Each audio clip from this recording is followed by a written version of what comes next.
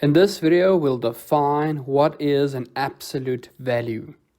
So the notation for absolute value is two straight lines next to a number.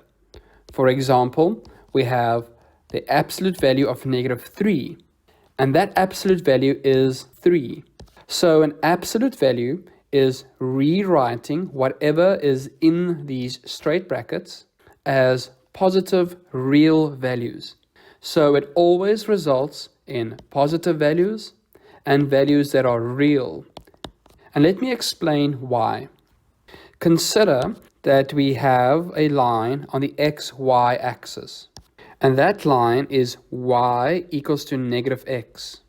So for every positive value of y, I have a negative value of x, and vice versa. Now let's say we have point A where x is equals to 4. That means that y would be equal to 0. And we have point B that is a point vertical from point A. So that coordinate would be 4 and -4, because the y value is the negative value of x. But what happens if I ask you for the length of AB? Would you say the length of that line is -4 units? Or would you say the length of that line is 4 units? And you know that length is always represented in positive values. So the length of line AB is 4 units, not -4 units, even though we are going downwards.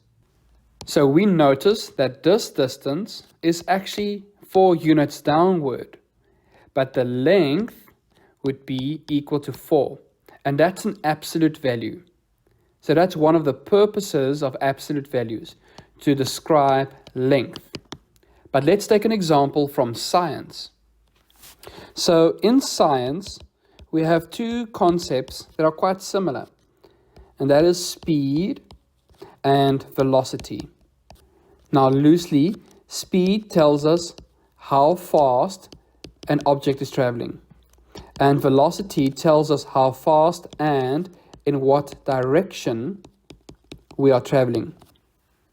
So if we have a car, let me quickly draw a nice vehicle, and that car travels at -100 kilometers per hour. How we can describe that is that that car is traveling at 100 kilometers per hour in reverse. So the negative tells us something about its direction. It's coming back or going backwards. But the speed of the car is simply 100 kilometers per hour.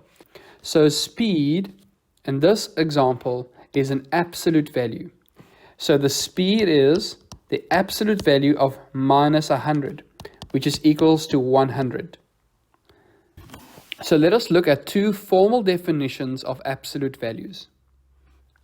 The first definition is the absolute value of x is equal to x if x is bigger or equal to 0, or -x if x is smaller than 0.